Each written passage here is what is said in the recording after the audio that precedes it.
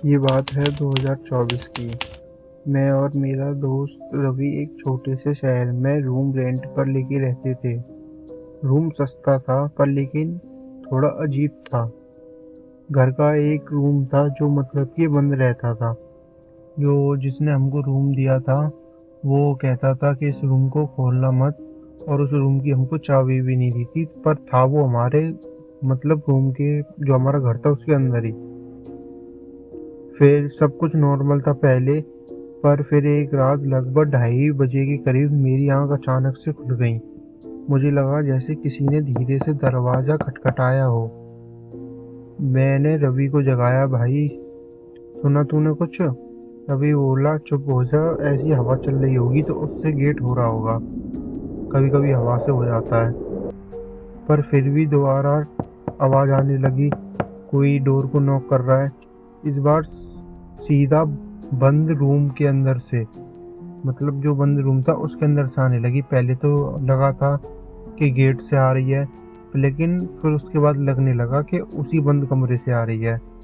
अब हम दोनों उठ गए थे, मतलब दिल जोर जोर से धड़कने लगा था। रवि धीरे से बोला, भाई अंदर कोई है क्या? मैंने बोला, भाई कोई हो ही नहीं सकता, वो रूम बंद है। और धीरे धीरे वो खतरनाक बदल गया, यानी कि जो आवाज थी वो धीरे धीरे डरावनी होती जा रही थी। रवि डर के मारे बोला, भाई पुलिस को कॉल कर देते हैं। तभी अंदर से एक हल्की सी आवाज आई, दरवाजा खोलो। हम दोनों भाई बिल्कुल डर गए, जैसे गला दबा हुआ हो। मतलब ऐसी आवाजें आ रही थी जैसे कोई किसी का गला दबा हुआ हो। ऐसी ऐसी डरावनी आवाजें आ रही थी।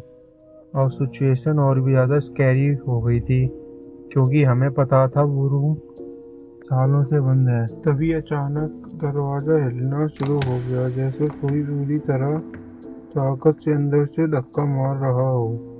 और एक सेकंड में लाच अपने आप हिलने लगा। हम दोनों पीछे हट गए और फिर दरवाजा धीरे धीरे खुल गया। अंदर पूरा अंधेरा था, कुछ दिख नहीं रहा था। रवि ने मोबाइल का टॉर्च ऑन किया। जैसे ही लाइट अंदर गई, हम दोनों के हाथ कांपने लगे। रूम बिल्कुल खाली था, ना कोई सामान ना कोई इंसान। सिर्फ दीवार पर लिखा था, अब तुम दोनों भी यहीं रहोगे। उसी मोमेंट पीछे से आवाज आई, अब मैं बाहर आ गया हूँ।